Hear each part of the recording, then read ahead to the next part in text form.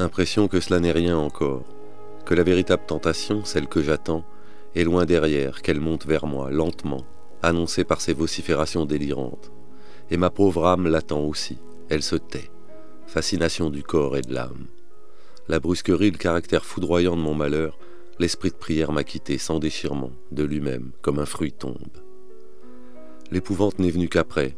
J'ai compris que le vase était brisé en regardant mes mains vides. Je sais bien qu'une pareille épreuve n'est pas nouvelle.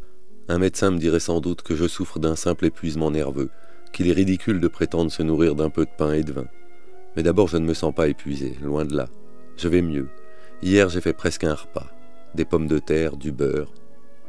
De plus, j'arrive aisément à bout de mon travail. Dieu sait qu'il m'arrive de désirer soutenir une lutte contre moi-même. Il me semble que je reprendrai courage. Ma douleur d'estomac se réveille parfois, mais alors elle me surprend et je ne l'attends plus de seconde en seconde comme jadis. Je sais aussi qu'on rapporte beaucoup de choses, vraies ou fausses, sur les peines intérieures des saints. La ressemblance n'est qu'apparente, hélas. Les saints ne devaient pas se faire à leur malheur et je sens déjà que je me fais au mien. Si je cédais à la tentation de me plaindre, à qui que ce fût, le dernier lien entre Dieu et moi serait brisé. Il me semble que j'entrerais dans le silence éternel. Et pourtant j'ai fait un long chemin, hier, sur la route de Torcy. Ma solitude est maintenant si profonde, si véritablement inhumaine, que l'idée m'était venue tout à coup d'aller prier sur la tombe du vieux docteur Delbande. Puis j'ai pensé à son protégé, à ce rebattu que je ne connais pas. Au dernier moment, la force m'a manqué. Visite de mademoiselle Chantal. Je ne me crois pas capable de rapporter ce soir quoi que ce soit d'un pareil entretien, si bouleversant. Malheureux que je suis. Je ne sais rien des êtres, je n'en saurai jamais rien. Les fautes que je commets ne me servent pas, elles me troublent trop. J'appartiens certainement à cette espèce de faible, de misérable, dont les intentions restent bonnes, mais qui oscillent toute leur vie entre l'ignorance et le désespoir. J'ai couru ce matin jusqu'à Torcy, après la messe. Monsieur le curé de Torcy est tombé malade chez une de ses nièces, à Lille, et il ne rentrera pas avant 8 ou 10 jours au moins. D'ici là. Écrire me paraît inutile. Je ne saurais confier un secret au papier. Je ne pourrais pas. Je n'en ai d'ailleurs probablement pas le droit. La déception a été si forte qu'en apprenant la nouvelle du départ de monsieur le curé, j'ai dû m'appuyer au mur pour ne pas tomber. La gouvernante m'observait d'un regard plus curieux qu'apitoyé, d'un regard que j'ai déjà surpris plus d'une fois depuis quelques semaines et chez des personnes bien différentes. Le regard de madame la comtesse, celui de Sulpice, d'autres encore. On dirait que je fais peur un peu. La laveuse Martial étendait sa lessive dans la cour, et comme je me donnais le temps de souffler avant de me remettre en route, j'ai parfaitement entendu que les deux femmes parlaient de moi. L'une d'elles a dit plus haut, d'un accent qui m'a fait rougir, « Pauvre garçon, que savent-elles » Journée terrible pour moi, et le pis, c'est que je me sens incapable d'aucune appréciation raisonnable, modérée, de faits dont le véritable sens m'échappe peut-être. Oh, j'ai connu des moments de désarroi, de détresse, mais alors et à mon insu, je gardais cette paix intérieure où les événements et les êtres se reflétaient comme dans un miroir, une nappe d'eau limpide qui me renvoyait leur image. La source est troublée, maintenant. Chose étrange, honteuse peut-être, alors que par ma faute sûrement, la prière m'est d'un si faible secours, je me retrouve un peu de sang-froid qu'à cette table, devant ces feuilles de papier blanc. Oh, je voudrais bien que cela ne fût qu'un rêve, un mauvais rêve. En raison des obsèques de madame Ferrand, j'ai dû dire ma messe à 6 heures ce matin. L'enfant de chœur n'est pas venu, je me croyais seul dans l'église. À cette heure, en cette saison, à peine le regard porte-t-il un peu plus loin que les marches du chœur, et le reste est dans l'ombre. J'ai entendu tout à coup, distinctement, le faible bruit d'un chapelet glissant le long d'un banc de chêne, sur les dalles. Puis plus rien. À la bénédiction, je n'ai pas osé lever les yeux. Elle m'attendait à la porte de la sacristie, je le savais. Son mince visage était encore plus torturé qu'avant-hier, et il y avait ce pli de la bouche si méprisant, si dur. Je lui ai dit « Vous savez bien que je ne puis vous recevoir ici, allez-vous-en ». Son regard m'a fait peur, je ne me croyais pourtant pas lâche. Mon Dieu, quelle haine dans sa voix. Et ce regard restait fier, sans honte. On peut donc haïr sans honte. « Mademoiselle, ai-je dit, ce que j'ai promis de faire, je le ferai. Aujourd'hui, aujourd'hui même. C'est que demain, monsieur, il serait trop tard. Elle sait que je suis venu au presbytère, elle sait tout. Rusée comme une bête, je ne me méfiais pas jadis. On s'habitue à ses yeux, on les croit bons. Maintenant, je voudrais les lui arracher, ses yeux, oui. Je les écraserai avec le pied, comme ça. Parler ainsi à 2 pas du Saint-Sacrement, n'avez-vous aucune crainte de Dieu? Je la tuerai, m'a-t-elle dit. Je la tuerai ou je me tuerai. Vous irez vous expliquer de ça, un jour, avec votre bon Dieu. Elle débitait ses folies sans élever la voix, au contraire. Parfois je ne l'entendais qu'à peine. Je la voyais très mal aussi. Du moins, je distinguais mal ses traits. Une main posée sur la muraille, l'autre laissant pendre contre la hanche sa fourrure, elle se penchait vers moi, et son ombre, si longue sur les dalles, avait la forme d'un arc. Mon Dieu, les gens qui croient que la confession nous rapproche dangereusement des femmes se trompent bien. Les menteuses ou les maniaques nous font plutôt pitié. L'humiliation des autres, des sincères, est contagieuse. C'est à ce moment-là seulement que j'ai compris la secrète domination de ce sexe sur l'histoire, son espèce de fatalité. Un homme furieux a l'air d'un fou.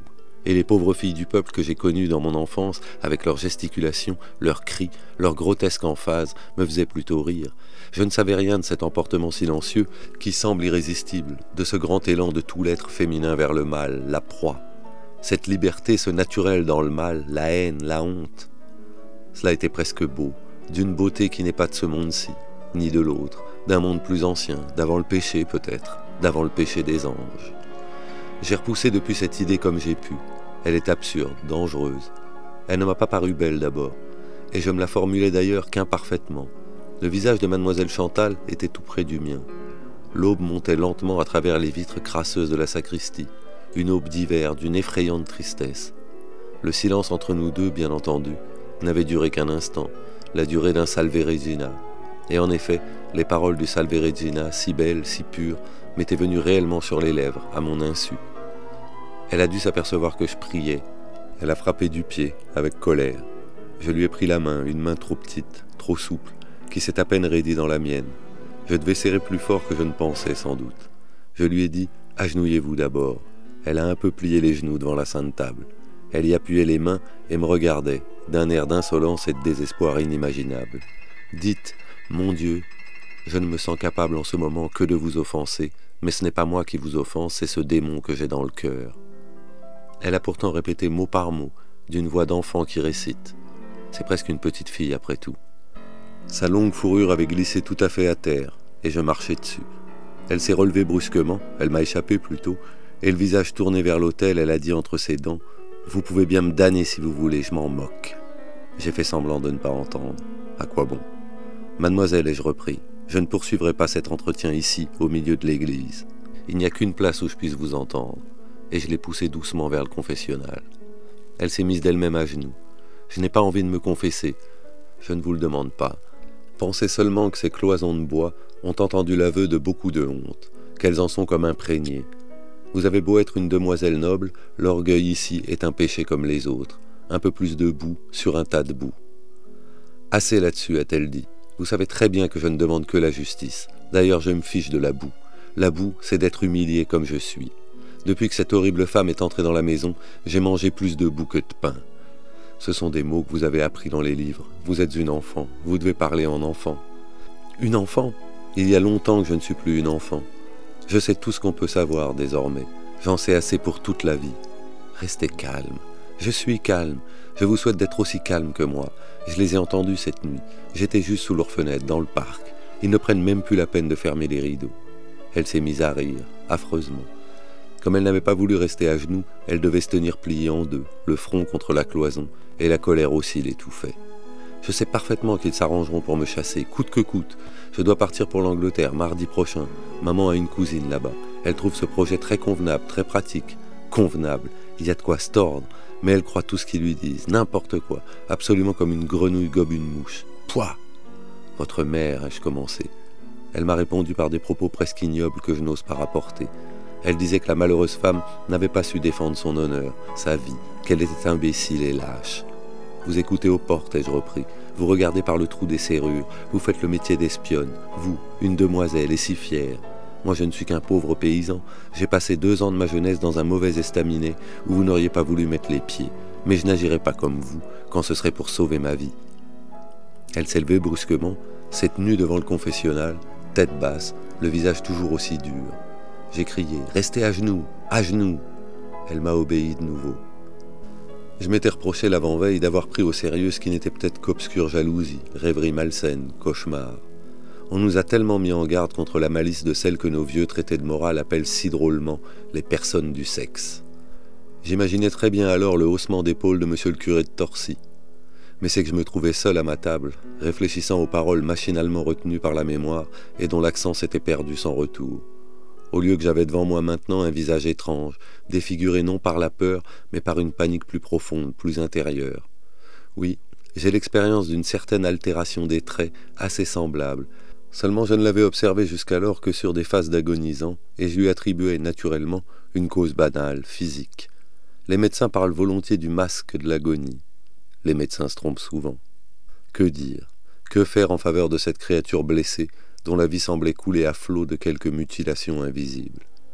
Et malgré tout, il me semblait que je devais garder le silence quelques secondes encore, courir ce risque. J'avais d'ailleurs retrouvé un peu de force pour prier. Elle se taisait aussi.